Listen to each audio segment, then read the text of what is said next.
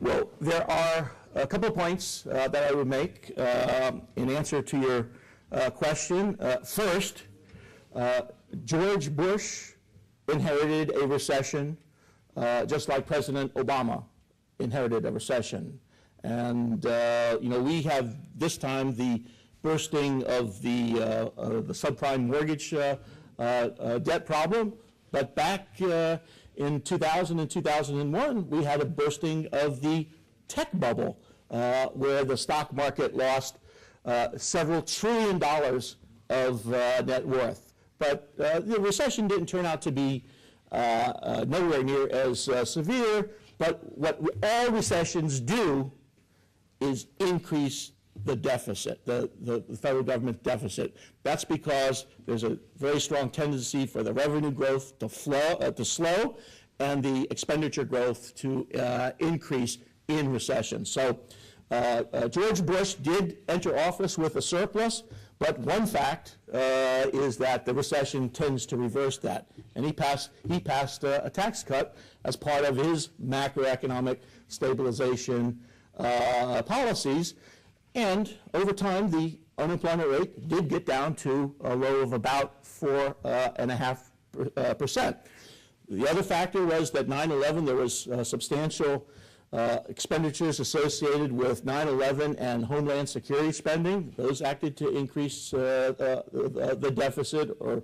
And then the final point that I would make, I have no argument with the notion that there was a lot of profligate, unnecessary spending under the Bush administration, and so the deficits didn't need to be as high as they were. And of course, that becomes the base, the springboard for future deficits. But under his administration, the deficit did get down to that 1.5%, 1.7% of GDP, a relatively low, relatively manageable amount. Dr. Mayland, what do you see as the economic impact on the nationalization, we'll say, of the car industry and the changing of the priorities with the various security holders on that? Right. Well, quite frankly, I think this is extremely troubling. One argument might be that, well, we injected a lot of liquidity. We undertook extraordinary measures to save the banks. That occurred during September of last year, 2008, the $700 billion TARP fund, and as well as other facilities. Why not do the same for the auto industry? Well, there's an important difference, an important distinction there. And the distinction is that the financial system is critical to the normal functioning of an economy. If you kind of want to think of a physical metaphor, the financial system, the banking system, is like the heart. You can't live without a heart. Now, the auto industry is a very important industry in America, but again, in terms of that physical analogy, it's more like a leg. You would hate to lose a leg, but you can afford to live, and you can continue to live in the absence of a leg.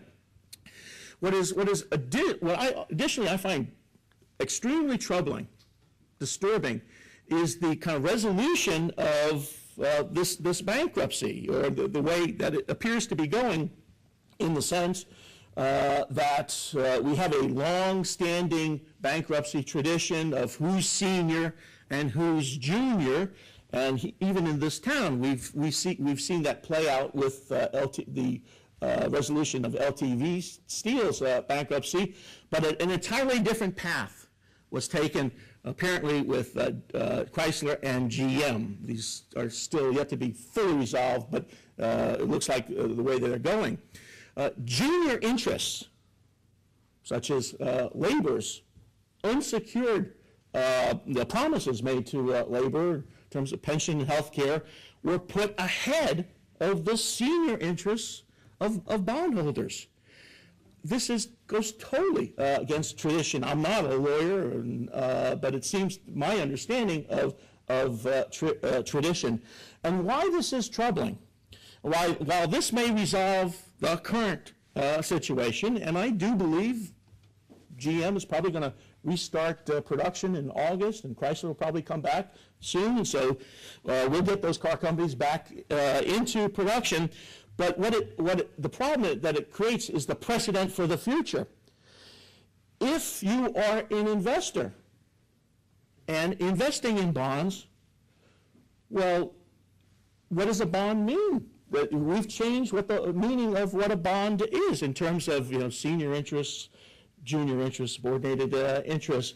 And what I fear is that all bondholders now, or bond investors, will require an extra degree of interest, an extra amount of interest to cover the risk that somebody else's interest may be put ahead of them. And then that is a legacy that the entire economy will be forced to bear, and with adverse results for things like capital formation. Dr. Mayland, how do you perceive the persistent continuation of debt for this country? Who's going to pay it back and when?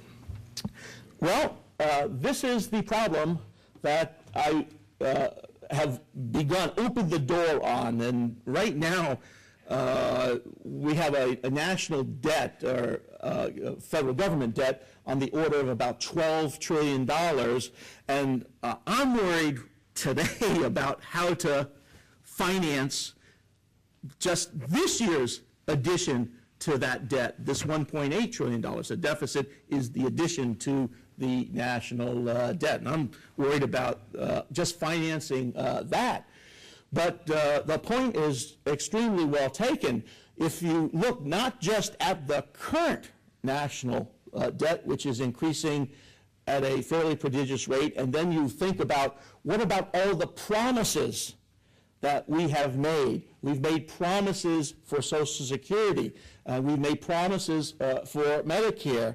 And the unfunded liability of those promises, as far out as we can see, the 50 or 75 years that people make these estimates, the underfunded liabilities of just those two programs are on the order of $50 or $60 trillion. That's taking into account all the revenues that will come in, and then accounting for all the revenues, all the promises made for, and expenses going out. Well, obviously, this is not going to work.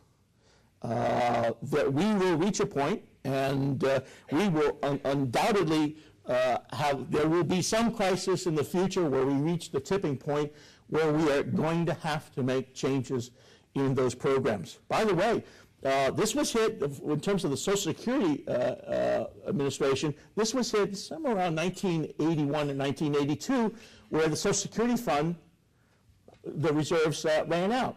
And then we had the Greenspan Commission come along, and they looked at the problem. They imposed a number of fixes. They lifted the retirement age a bit, and they changed the contribution, the tax rates, and whatnot. But there is absolutely no question that the promises that are out there cannot be kept.